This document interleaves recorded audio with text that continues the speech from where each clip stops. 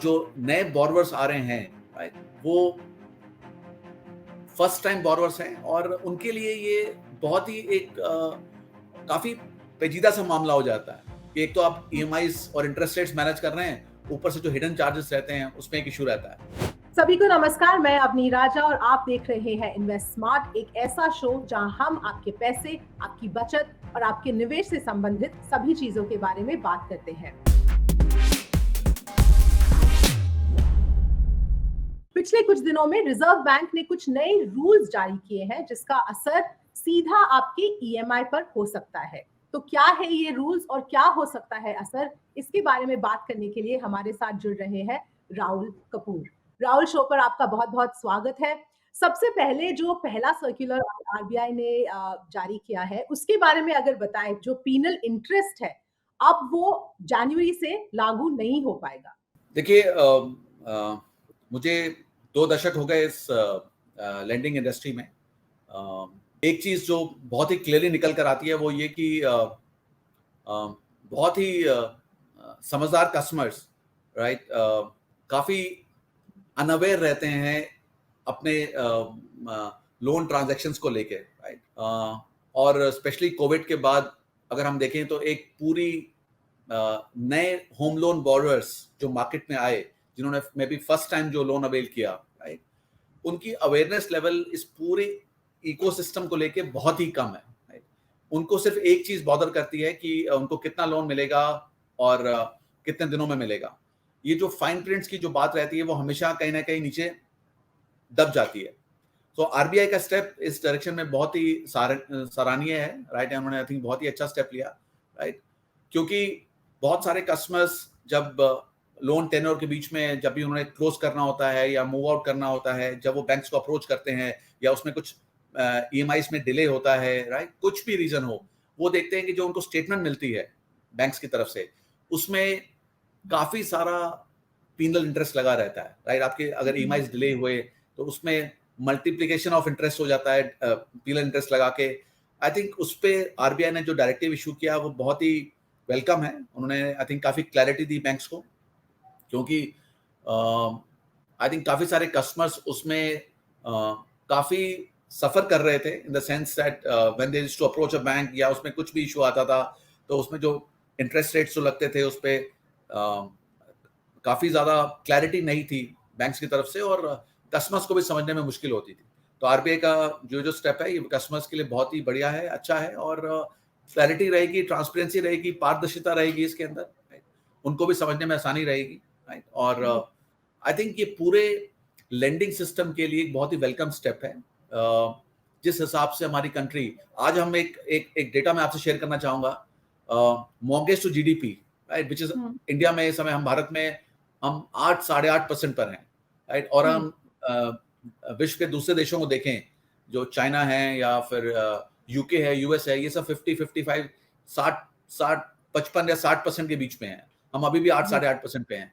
और जो नए बोरोवर्स आ रहे हैं, राइट, वो फर्स्ट टाइम बोरोवर्स हैं और उनके लिए ये बहुत ही एक काफी पेचीदा सा मामला हो जाता है कि एक तो आप ईएमआईज और इंटरेस्ट रेट्स मैनेज कर रहे हैं, ऊपर से जो हिडन चार्जेस रहते हैं उसमें एक इशू रहता है। तो आई थिंक काफी क्लैरिटी आएगी, काफी पारदर्शिता आएगी, ट्रांसपेरेंसी आएगी, तो बहुत ही वेलकम है आई थिंक। और ये पूरे इकोसिस्टम को इवॉल्व करने के लिए बहुत एक सही स्टेप है, एक सही दिशा में। तो राहुल, बोरोअर्स क्या कर सकते हैं ये देखने के लिए कि कुछ कहीं चार्ज, एक्स्ट्रा चार्ज कहीं छुपा ना हो और पीनल इंटरेस्ट उन पे नहीं लागू हो रहा है? देखिए, बोरोअर्स की एंजाइटी लेवल इतनी हाई रहती है जब वो लोन लेने आते हैं। एक तो लोन एक ऐसा ट्रांजैक्शन है जो कि आप रोज नहीं करते हैं, राइट। इट्स नॉट, ये आप इस तरह नहीं है कि आप शॉपिंग मॉल जाने जैसा है, सेल लगा तो आप पहुंच गए। आप अपने लाइफ टाइम में आप देखें, आप 3 या 4 बार ये ट्रांजैक्शन करेंगे, चाहे वो पर्सनल लोन हो या वो होम लोन हो। ब्रॉडली दिस इज, ये डेटा ये दर्शाता है कि आप 3-4 बार करेंगे। और as far as home loan इस की बात है, उसमें ये होता है कि आपका पूरा ध्यान होता है कि आपने जो ड्रीम प्रॉपर्टी जो अपनी आइडेंटिफाई करी है, आपका पूरा पूरा फोकस उस पर रहता है। किसी भी आप महानगर में आज रहते हैं तो एक तो वो घर ढूंढने में बड़ा टाइम लग जाता है, राइट। उसमें आप देखिए पूरी फैमिली इन्वॉल्व रहती है। मैं भी किसी को 6 महीने, 1 साल, 1.5 साल, 2 साल लग जाते हैं कि जीरो इन करने के लिए कि नहीं फाइनली हमको ये घर लेना है। उसके बाद जब लोन की बात आती है तो पूरा फोकस इस पे रहता है कि हमें लोन कितना मिलेगा और कितने दिनों में मिलेगा।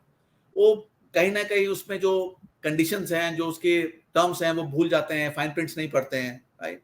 काफी जल्दबाजी रहती है।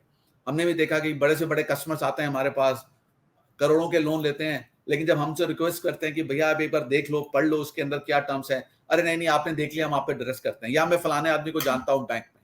ये तो मैं बहुत सुनता हूँ कि मैं उनको जानता हूँ, पर पढ़ते नहीं है।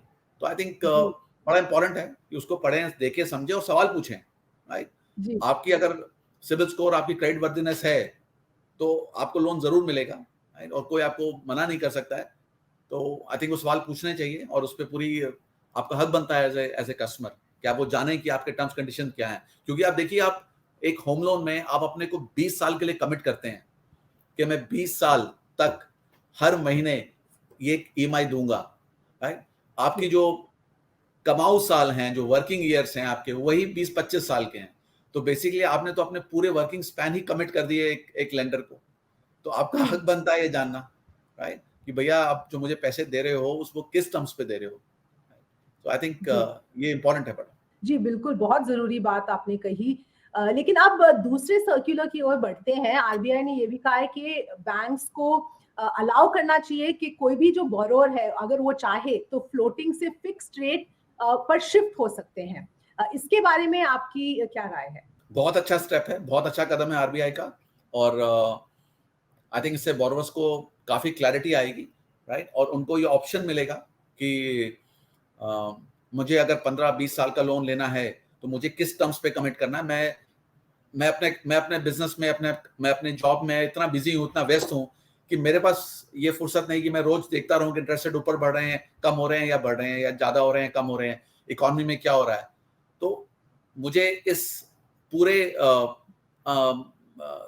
प्रॉब्लम से बचने के लिए मुझे अपने आप को सिर्फ एक फिक्स रेट पे कमिट करना है। तो वो ऑप्शन आज बैंक्स आरबीआई के डायरेक्टिव के बाद कस्टमर्स को क्लैरिटी बताएंगे। आई थिंक वो फाइन प्रिंट्स अवेटेड हैं अभी तक। आई थिंक बैंक्स उस पर काम कर रहे हैं आरबीआई के सर्कुलर के बाद। सो हम भी सब उम्मीद कर रहे हैं कि उसमें काफी पारदर्शिता आएगी, उसमें काफी क्लैरिटी आएगी, और बैंक से जो टर्म्स आएंगे उसमें कितनी बार आपको स्विच करने का ऑप्शन मिलता है, क्या टर्म्स पे मिलता है, राइट। आई थिंक मेरे हिसाब से बहुत ही बढ़िया स्टेप है ये। और ये आपको एक किस्म का दर्शाता है कि मुझे ये टर्म्स जो मुझे हर 1 महीने 2 महीने में एक मेल आ जाती थी बैंक से कि भैया आप रेपो रेट बढ़ गया और आपकी ईएमआई रिवाइज हो गई, तो मुझे इसमें नहीं जाना है, मुझे अपने कमिट करना है। तो एक ऑप्शन है, बहुत ही अच्छा स्टेप है। आई थिंक पूरे इकोसिस्टम के लिए, पूरे इस लैंडिंग मॉल के लिए बहुत ही पॉजिटिव स्टेप है। जी। लेकिन राहुल, मेरा सवाल ये भी है कि आगे 1-2 साल में हम ये एक्सपेक्ट कर सकते हैं कि शायद इंटरेस्ट रेट्स कम होंगे। तो उसको लेकर क्या फिक्स्ड इंटरेस्ट रेट में इस वक्त जाना सही होगा? अच्छा सवाल है आपका। वो देखिए, पूरी इकोनॉमिक सिस्टम इतना डायनेमिक हो चुका है, इतना उसमें मुझे हिंदी का वर्ड उसमें नहीं समझ में आ रहा है। I think dynamic he word आता है उसमें, कि बड़ा मुश्किल है किसी के लिए भी अनुमान लगाना कि इंटरेस्ट रेट ऊपर जा रहे हैं या नीचे आ रहे हैं। आपकी बात सही है कि जिस हिसाब से इंटरेस्ट रेट्स बढ़े हुए हैं, right, majority of the economist का व्यू ये है कि वो नीचे ही आएंगे यहाँ से, राइट। जी लेकिन ये साइकिल्स जो हैं ये बहुत ही डायनामिक और कॉम्प्लेक्स हैं। और आप जब होम लोन लेते हैं तो आप अपने को 20 साल के लिए कमिट कर रहे हैं। वो 20 साल में ये कितनी बार होगा, राइट, वो किसी के लिए भी प्रेडिक्ट करना नामुमकिन है, राइट। आप अपने हिसाब से अपनी मानसिकता को देखिए, राइट, और आपके पास कितना टाइम है इन चीजों में लगाने के लिए, राइट, कि आप देख सकते हैं कि इंटरेस्ट रेट बढ़ रहे हैं, घट रहे हैं, मुझे क्या चीज सूट करती है। हाँ, अच्छे एडवाइजर्स हैं जो मार्केट में आपको बताएंगे, जो टर्म्स आ जाएंगे बैंक के उसके बाद। लेकिन ये काफी कुछ आपके ऊपर डिपेंड करता है कि भाई मेरे को फलाना फिक्स रेट अच्छा लगता है, मैं इसमें अपने को लॉक करके 6-7 साल इसी पे चलूंगा। सो इंडिविजुअल है बड़ा, राइट। और आई थिंक बैंक के जब टर्म्स आएंगे उसके बाद थोड़ी और क्लैरिटी आएगी बताने के लिए, राइट, क्या चीज किस समय पे किस कस्टमर को कैसे सूट करेगी। जी, बिल्कुल। जैसे कि आपने कहा, वो क्लैरिटी अभी आनी है और उसके बाद ही पता चलेगा कैसे इम्प्लीमेंट होगा और क्या इसका फाइन प्रिंट होगा। लेकिन राहुल, हमारे साथ जुड़ने के लिए और ये सारी जानकारी के लिए धन्यवाद।